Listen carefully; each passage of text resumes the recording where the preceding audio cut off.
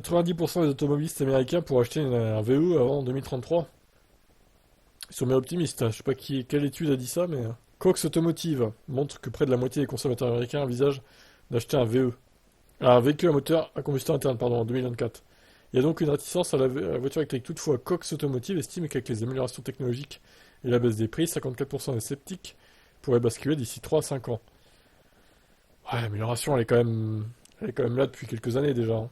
Qu'on soit sceptique dans les années 2015-2016, ouais, je te dis pas à la limite. Moi-même, j'ai pesé le pour et le contre avant d'acheter la Ion en 2016 d'occasion. Je me suis dit, bon, est-ce que c'est un risque que je prends? Qu'est-ce que ça va donner les batteries, etc. J'ai pris un risque à ce moment-là, bon.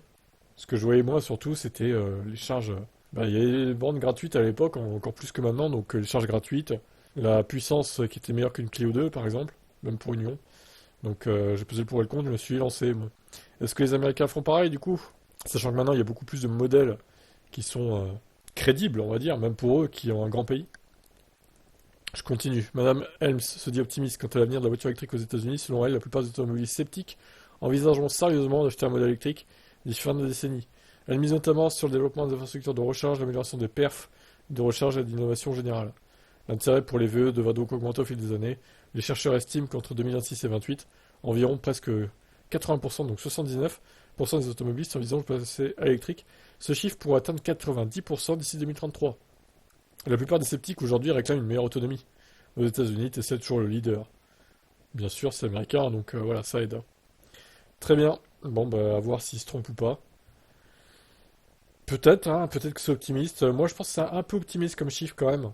Je verrais plus 70-75% que 93-90%. Non, ça me paraît un peu beaucoup. Les États-Unis, en général, et ça dépendra en plus de qui sont les futurs présidents américains. Aussi, ça jouera sur la politique.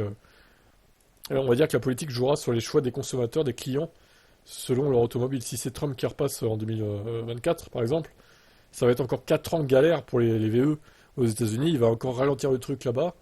Donc, je sais pas, hein. Ça peut tout ralentir, hein. Bon, allez, on verra. Ciao.